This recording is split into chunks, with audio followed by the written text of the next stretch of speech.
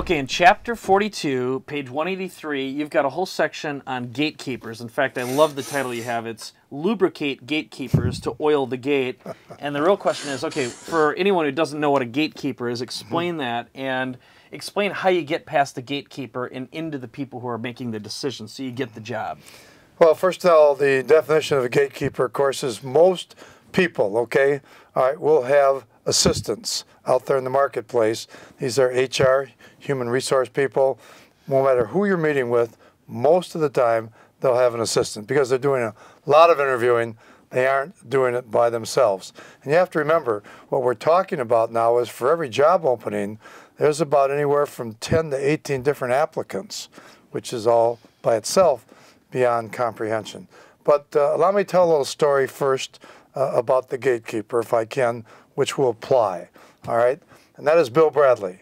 All right, Bradley, he told the story himself in Philadelphia a few years back, walked in to a Philadelphia restaurant, ordered dinner, busboy came up and put a pad of butter down and a roll.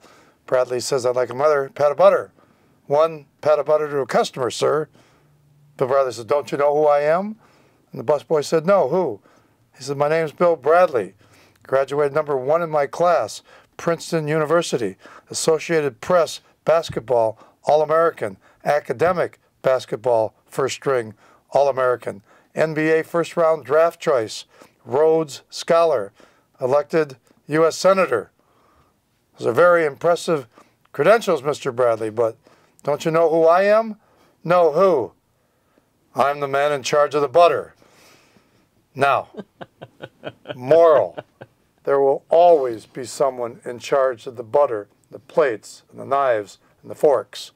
And we, every one of us, have to get along with everyone. And so the gatekeeper gets overlooked all of the time. And what are some, what are some silver bullets? Yeah, give me a great tip. Well, number one, you better pronounce her name right. All right. Number two, and this goes for anyone listening, all right, anyone viewing in America, the world, the universe, whatever, don't ever make a phone call to somebody that's important to you, let alone a social friend or anyone, without using the following words. "Is this a good time to talk?" You won't believe that maybe 1 out of 4, 25% of the time, they'll say, "No, can I call back? Can you call back?" How'd you like to be looking for a job and calling the gatekeeper, all right, and you got her at a bad time or him at a bad time, one of the assistants? So it's very important.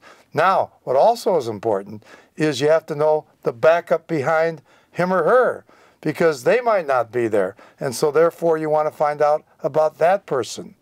And then we go to the invisible web, we go to the 66, we go to the switchboard operator, we go to the guard at the gate if it's a big, huge Fortune 1000 company. We find out a little bit about the gatekeeper so that we can just mention that I understand your son just graduated from Notre Dame, whatever, right? Just, little things mean a lot, not true. Little things mean everything. So we're humanizing our selling strategy.